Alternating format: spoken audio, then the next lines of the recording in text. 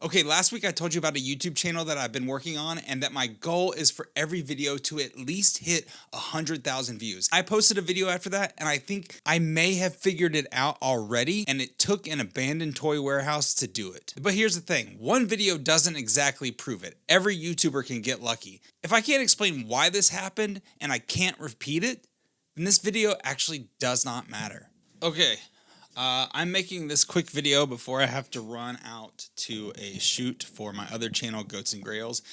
If you want to check that channel out and you're into Pokemon or sports cards, go check that out now. Give it a subscribe. Leave a comment saying that you're there because of this video. But before I do that, I just wanted to make this quick update video from my last video where I was talking about how I'm trying to get Toy Federation channel to 100,000 subscribers, and one of those goals is to make it to where every single video that I put out gets at least 100,000 views. And I was telling you about a video that I was working on, and it's been 2 days and 2 hours and it's sitting at 93,000 views right now. That's pretty awesome, especially for a holiday weekend. It was just July 4th, so you expect numbers to drop.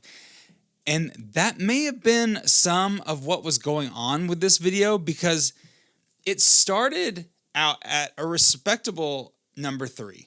Just like I said, changing the title or making the title something about an abandoned warehouse, which is something that's worked in the past on this channel just a couple months ago, really helped this. You know, those videos do really well on YouTube. So the fact that I was able to lean into that, because it technically was about toys from an abandoned warehouse, worked out for this video. So it started at number 3.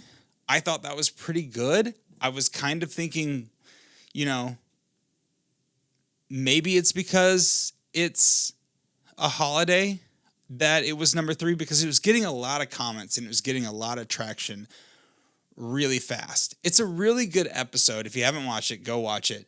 But a lot of, you know, what makes a YouTube video successful is just comments and people being social. People forget YouTube is a social media. So YouTube rewards videos where people are being social and leaving comments and hitting the like button, which is something you should be doing on this video for me, please. But it started out at number 3, and then it started to drop.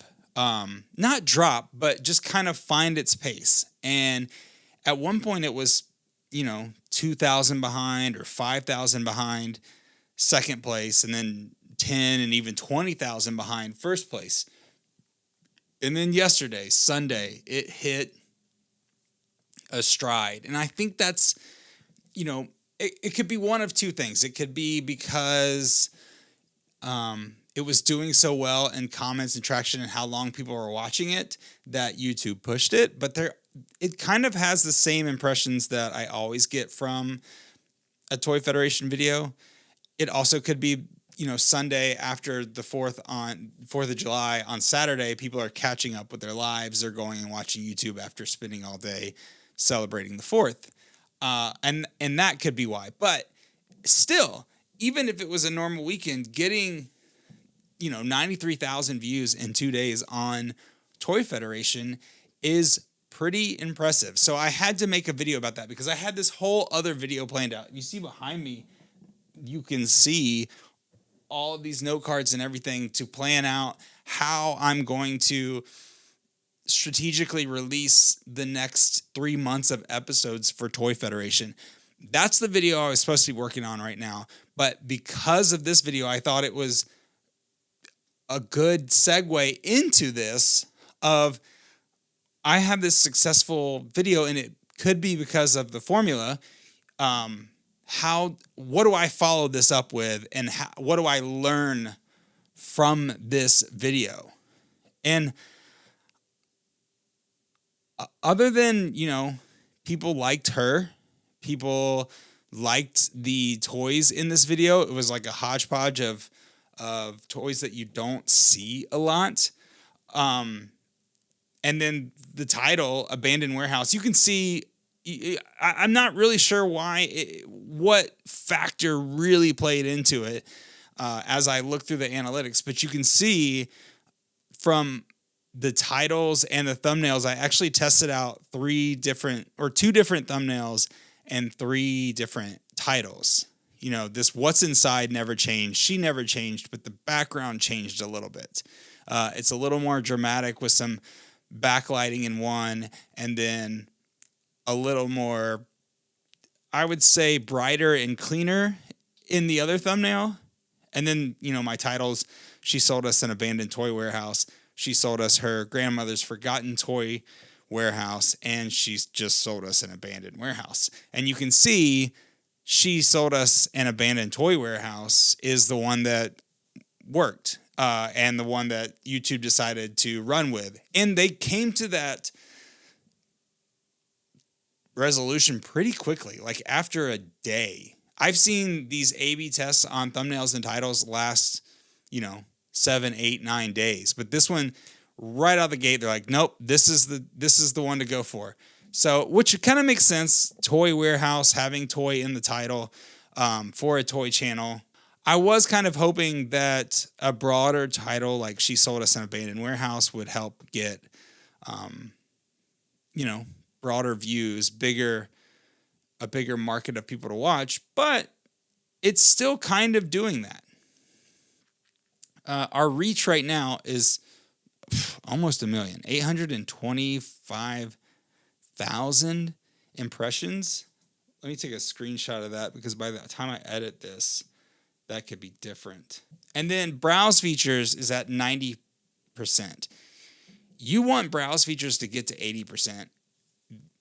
That's a good percentage and a hard percentage to get to. But the fact that it's at 90% is just insane. And you can see that it's still getting these second, pushes from YouTube where you can see the graph kind of dip as one push ends and then begins.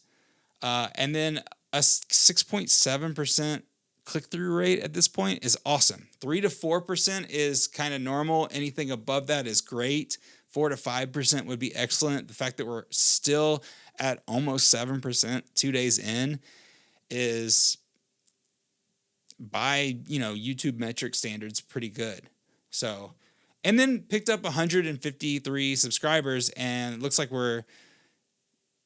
we've got an uptick on that. 9,000 hours watched. We've made $300 off of it so far, and it hasn't even counted, a day or a day and a half of revenue. So overall, this video is a win. What it doesn't tell me are things like, usually videos on G.I. Joes or Star Wars do really well on this channel, and this video had none of that. It had a pretty interesting toy seller. People seem to really resonate with her a lot and like her story and what she's doing. That's something that's, obviously pretty hard for me to try to replicate. I'm just kind of at the mercy of whoever comes in the store. And then we have the whole thing of the abandoned warehouse in the titles. So I'm not really sure how I'm going to follow this video up yet. We're going to get to this video of how I plan on releasing videos. But right now, as well as this video is doing, it's not really telling me what I need to know, because I can't just put abandoned warehouse in every video, especially if there's nothing to do with an abandoned warehouse. So, what do I do? But what I did learn from this is that everything I did and thought to do for this video, whether it was the title or trying 3 different titles and 2 different thumbnails, the way I edited it, all the decisions I made for this video worked out.